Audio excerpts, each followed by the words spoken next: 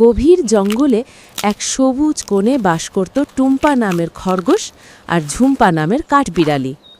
তারা ছিল বন্ধু, কিন্তু স্বভাবে ছিল একেবারে উল্টো।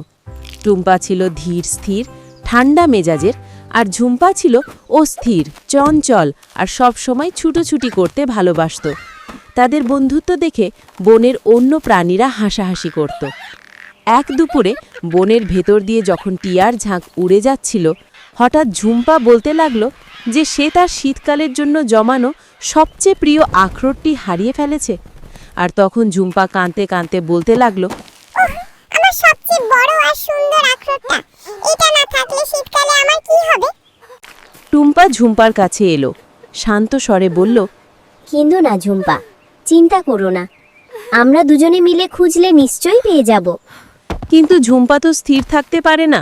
সে মুহূর্তেই গাছের ডালে, ঝোপের আড়ালে, পাথরের ফাঁকে পাগলের মতো খুঁজতে শুরু করল। তার দ্রুত গতিতে সে সব কিছু ওলটপালট করে দিচ্ছিল, কিন্তু আখরোটের কোনো চিহ্ন নেই।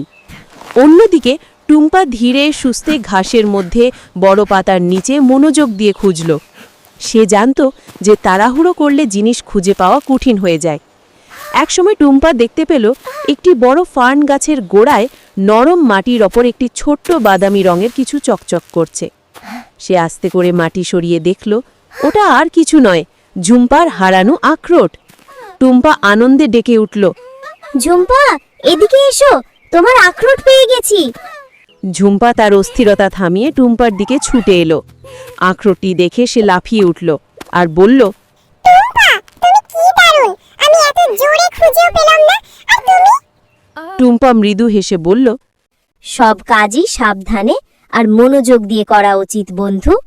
তাড়াহুড়ো করলে ভুল হয় আর কাজও হয় না। সেই দিনের পর থেকে ঝুম্পা বুঝতে পারল যে জীবনে শুধু দ্রুত গতিই সব নয়, মাঝে মাঝে একটু ধীরে মনোযোগ দিয়ে কাজ করলেও সাফল্য আসে। তাদের বন্ধুত্ব আরও গভীর হলো, কারণ তারা বুঝতে পেরেছিল যে একে অপরের গুণের মূল্য দিতে পারাটাই আসল বন্ধুত্বের লক্ষণ। বনের অন্য পশুরাও তাদের দেখে শিক্ষা নিল।